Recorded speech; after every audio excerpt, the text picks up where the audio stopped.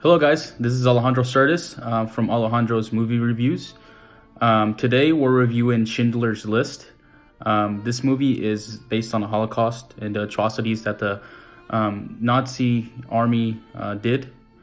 It's actually really hard to watch, but it's something that I feel like you should watch at least once in your lifetime, just as a remembrance of something that should never happen again.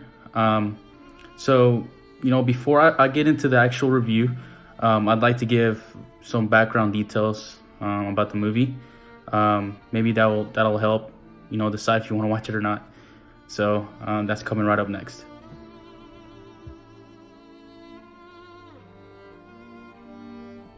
So Schindler's List tells the real-life story of Oskar Schindler. This is set in Krakow ghetto in German-occupied Poland.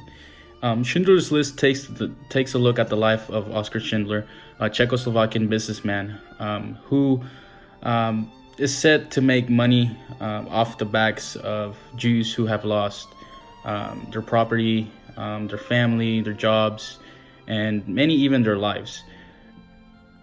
According to the New York Times News, Schindler is one of those businessmen that indistinctively knew how to profit from war.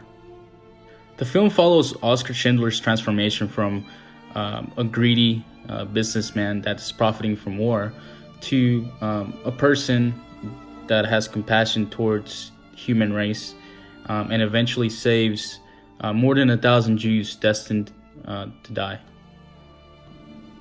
The way that Schindler profits from the Jews is that he has an ammunition factory that produces ammunition to the German army, the Nazis, and he hires Jews to work in his factory. Usually what he does is he hires the Jews that are about to die, so the ones that are on their way to Auschwitz or are about to get killed somewhere else in the camp. Throughout the whole film, Schindler always seems to be in charge. He continuously bribes the Nazi officials with alcohol, women, and money. When Schindler learns that what's really going on with the Nazis and how they're executing the Jews and how they're sending them to concentration camps to be wiped out, he talks to his accountant, Stern. He's a Jew that's in charge of the factory. He's the one that runs it, and he's the one who decides who they put to work and who they don't.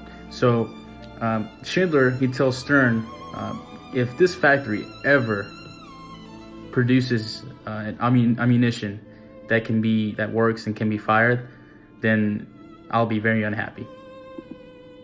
Stern, along with Schindler, is one of the masterminds through the whole film, and he's in charge of the list of life. So this list, they use this list to talk to the Nazi officials, and the names on that list are the ones that are going to work on that factory and are going to be saved from execution. So that's why it's called the List of Life. So that's the main thing of the plot. It's based on a greedy businessman that only cares about money at first, but then you see the evolution through the movie, and at the end he actually does end up caring for the Jews and saving a lot of them. One of the things I really liked about the movie is the acting. Liam Neeson was brilliant. You can actually tell the evolution throughout the whole movie of the character. At first, you see a greedy guy that only cares about money, and then at the end, you see this compassionate, person that cares about people, that doesn't really care about money anymore. So I found that really cool, the evolution of the character, as well as the acting of the other characters, the other Jews, and even the Nazi officials. Unlike many modern movies, Schindler's List was shot in black and white.